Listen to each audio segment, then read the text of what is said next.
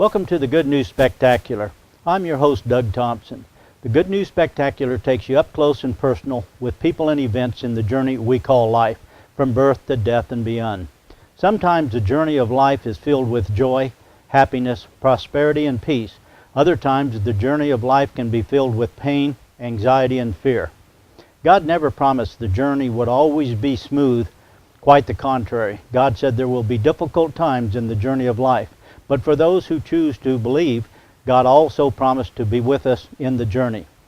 On tonight's show, we will finish the series on near-death experiences by answering questions posed by the viewers. Stay tuned. You do not want to miss tonight's show.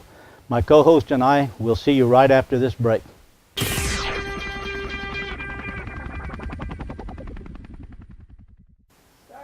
Welcome to the Good News Spectacular. I'm Doug Thompson, your host with co-host Roger Thompson.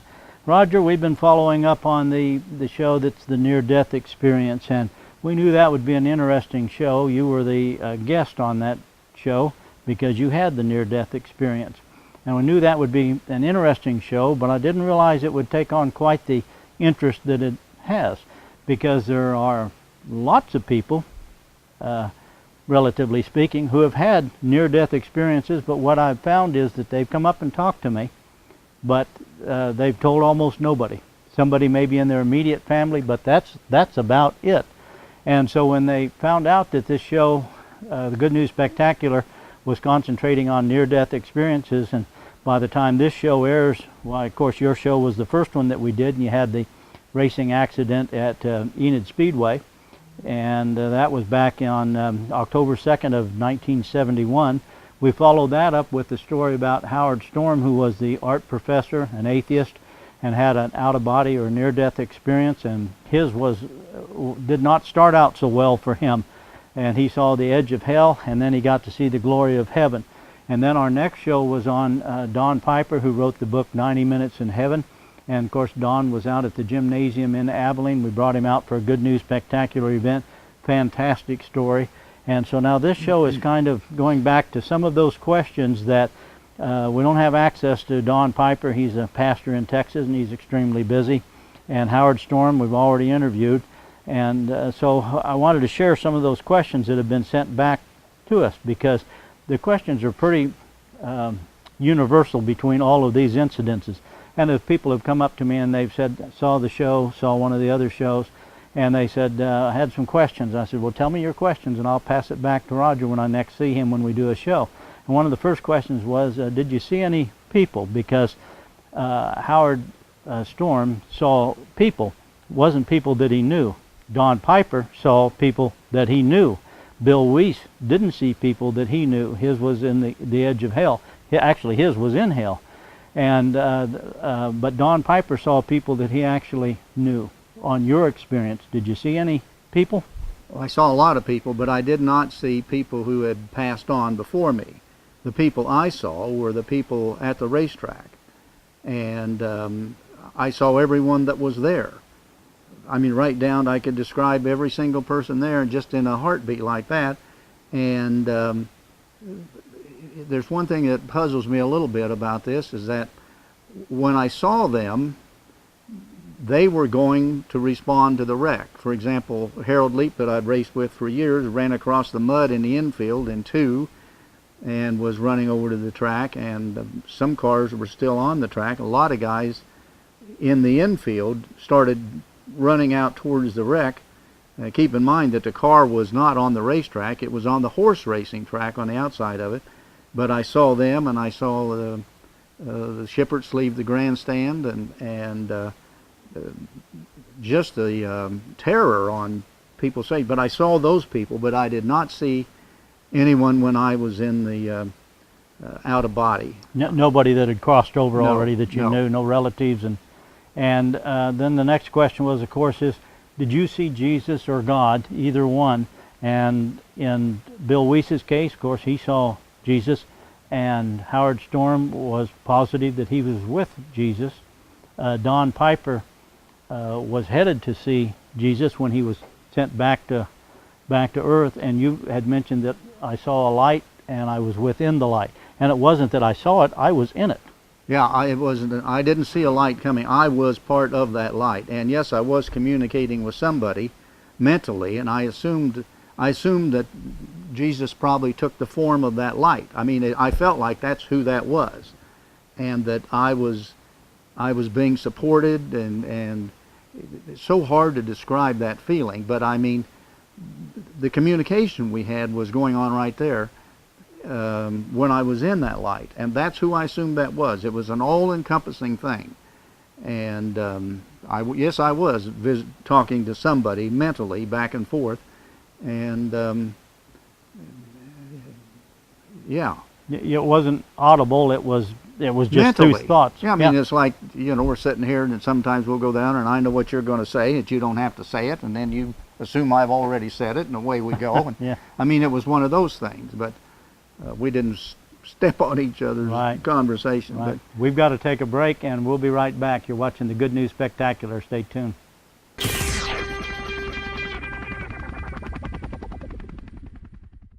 Welcome back to the Good News Spectacular. I'm your co-host Doug Thompson with Roger Thompson. We're talking about some of the questions that have been asked from the near-death experience shows that we've just recently completed for the Good News Spectacular. And Roger, you were saying that I communicated with the light, not audibly, but thoughts were exchanged, and that's how I communicated, which would be identical to what every one of the others have said. Yeah, and I guess the other thing that's hard to understand, when I said I had absolute knowledge, while this was going on, I observed and heard the conversation among the people on the ground and in the ambulance and loading up the body, and I mean, there was nothing confusing about it at all. It was just, I absorbed everything that was going on, and it was very easy to do. But I also realized that light had provided me with the entire knowledge of the universe, and there was no questions that I needed to ask about it. Mm-hmm. I keep referring to him as that light. It was Jesus, as far as I'm concerned, Uh-huh. in that form. But and somewhere along the line, I'll tell you a story about the guy that Colonel that I was involved with. He was my boss for a while. He was a Catholic, and we talked about this in the mid '80s. And right before he died, he called me on the telephone, and he said to me, "It's been a good ride. The party's over." And his family was there. I remember. And Colonel Wong just died, and his daughter called me just immediately. I hung up, and she called right back. She said, "What did he mean?" And I said, "He meant just what he said. I mean, he died very peacefully." And she asked me about the conversations that he and I had had, and I told her, I said, the only difference I can see is that he expected there to be a purgatory. And I said, I understand that in the Catholic faith, that's part of it. But I think that when he died, he realized maybe if there was a purgatory, he'd already gone through it or something. But very peaceful.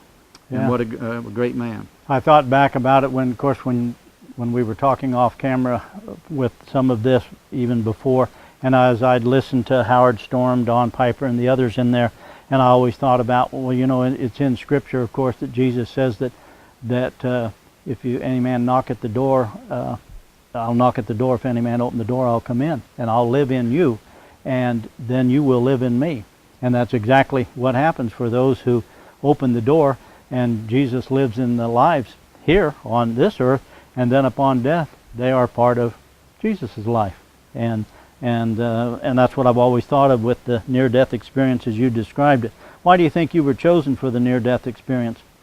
Well, I'm not sure I was chosen. I think I just got myself in a predicament, and I don't believe in that old deal that when it's your time, it's your time. I think I just got into a mess, and I paid the price, and somewhere along the line, the good Lord stopped in and said, you've had enough, and I'm taking you out of here. And well, when he did, I didn't feel anything. Yeah. Now, and speaking of that, one of the questions was that, of course, you had a horrible accident. Were you in pain? No, I absolutely was not, and I wasn't there. And my vocabulary is not good enough to say whether or not I was in a different dimension, but I was not in that body. and I was a whole lot smarter than the guy in the body had ever been since I knew him. But no, I was absolutely in no pain, and I wanted to be where I was. It was the most comfortable, euphoric, anything like that you want to say. There's a lot of words haven't been invented to describe it, but it was just magnificent. And one of the next questions was, of course, did you fear death? And I already know your answer. And I had asked that of Don Piper when it was just him and I talking. And Don said, I can't wait. I can't wait to go.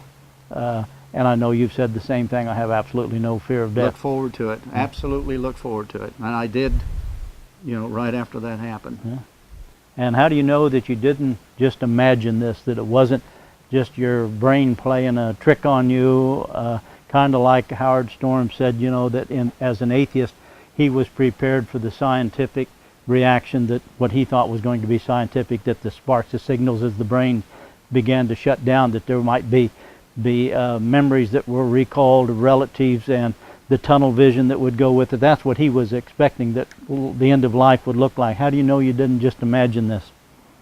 Because unlike Bill O'Reilly, I am a simple man. And I knew at that time what my limitations were, and I could never have thought up or imagined anything like what I've described for this series. My brain doesn't go that far out. Steven Spielberg could come up with it, or some of these guys, but not a simple farm kid, who was just out racing in the mud. That kind of gives you a perspective of who I was. And then to think that a half an hour later I was going to relate this experience to people who were very smart and listened, it just didn't fit. Well, the other thing, of course, that certainly signified that it wasn't just your imagination, because you were able to tell Wayne Schmitterman, you were able to tell those people exactly the words that they said.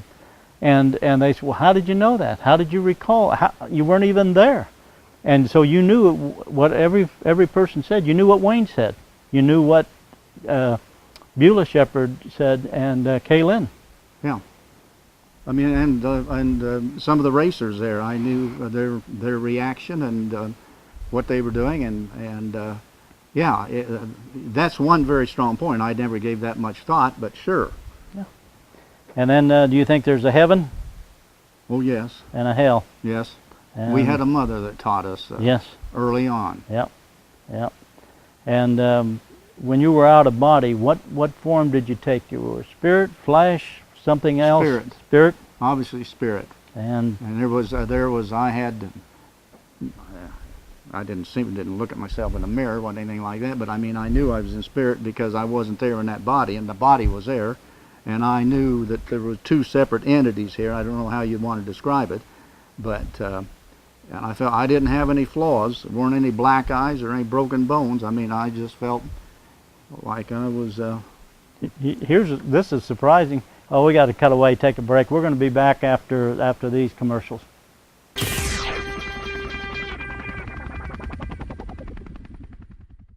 Welcome back to the Good News Spectacular. I'm your co-host Doug Thompson with co-host Roger Thompson. We're talking about the near-death experiences, and we've had a series of questions that have been provided to us. And Roger's answering those questions because he had the near-death experience back on October 2nd of 1971. Roger, I don't know why this question is important to people, but I get asked this one a lot by a variety of genders and different age levels. But what were you wearing? Where, in the out-of-body? Mm-hmm. Like I said, I didn't have a mirror. I didn't, You didn't that have was any... the last of my thoughts. I know what the body down there had on, but Yeah. But no, that never crossed my mind. And that's the same with Don Piper. Somebody at the event said, "What were you wearing?" He said, same thing. I didn't care.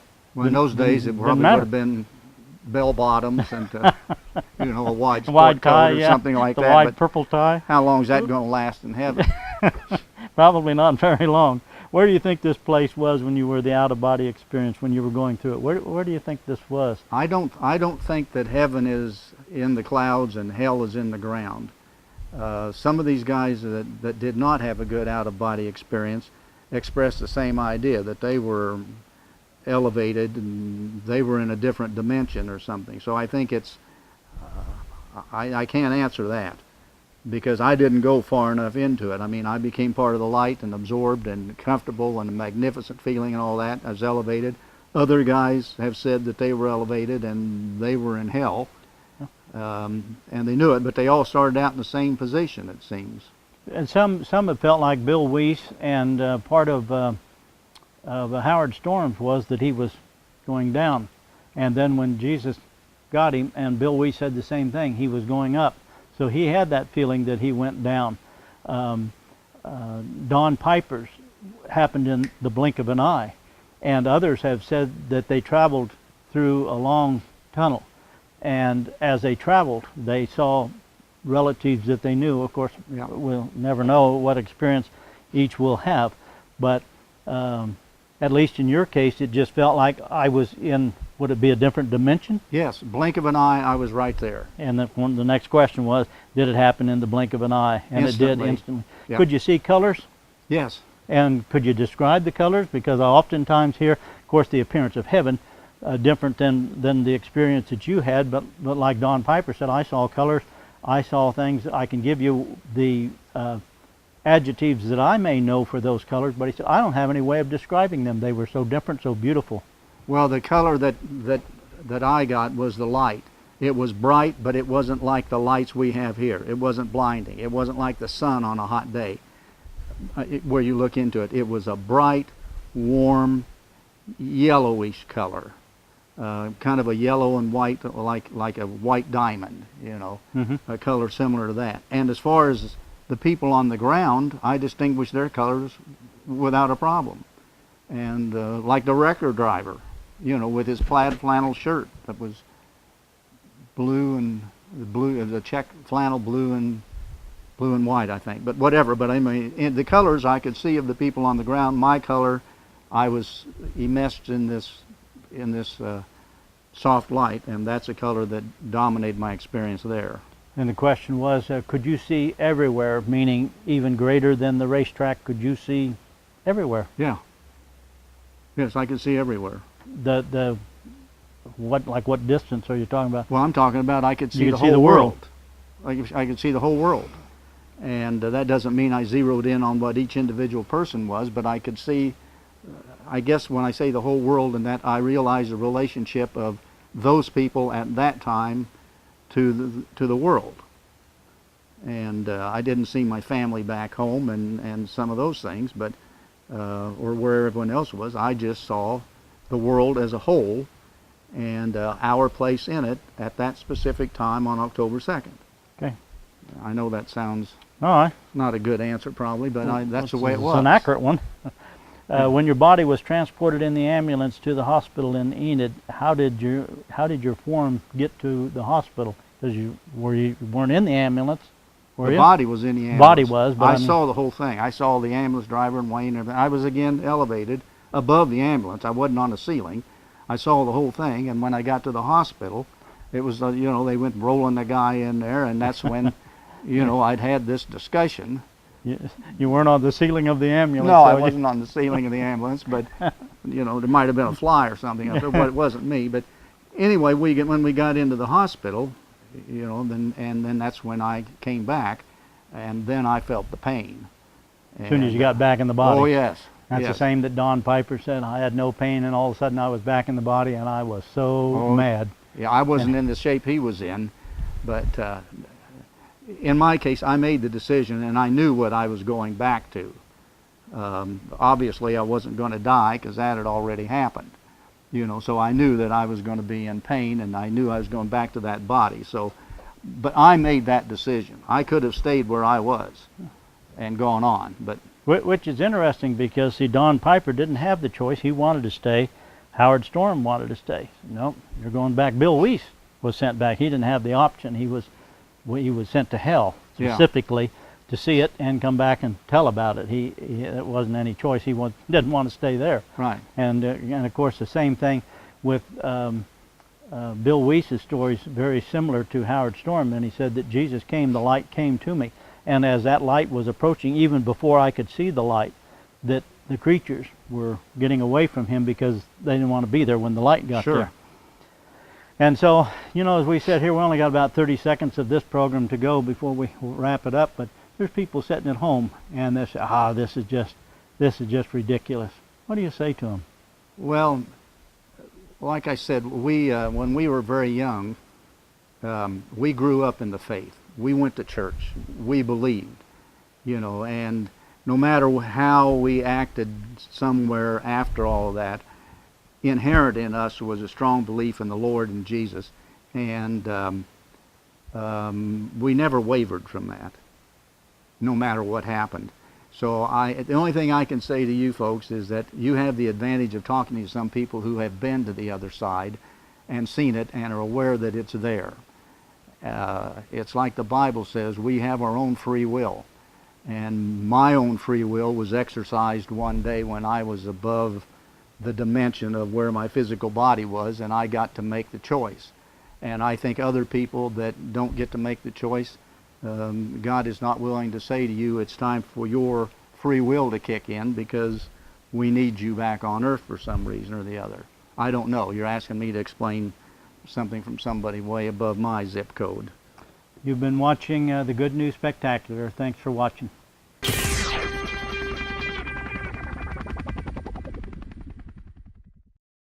Hi, I'm Doug Thompson on behalf of the Kansas Auto Racing Museum in Chapman. There's a lot to see at the 15-acre racing complex. Did you know the first NHRA event was held in Great Bend in 1955? We have the original film footage, original correspondence between Sunflower Club for Great Bend and the NHRA. We even have the first NHRA trophy. Come visit us Monday through Saturday, 9 to 5, and be sure to bring the family. Relive racing memories of the past. Experience a celebration of speed that continues in racing today at the Kansas Auto Racing Museum.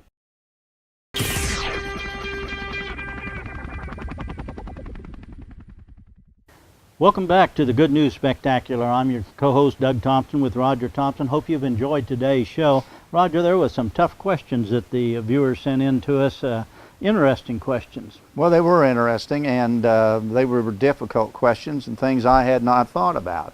And you sprung the questions on me as we were live and doing our show. Mm-hmm. So I thought later, you know, like anyone, I could have answered some questions better if I'd had given it a little more thought. But I think it was probably good the way you caught me, and the answers were straight away. Well, and what I like about it was that the answers are consistent between other people that had a similar experience. You've been watching the Good News Spectacular. Hope you'd enjoyed this show. Thanks for watching.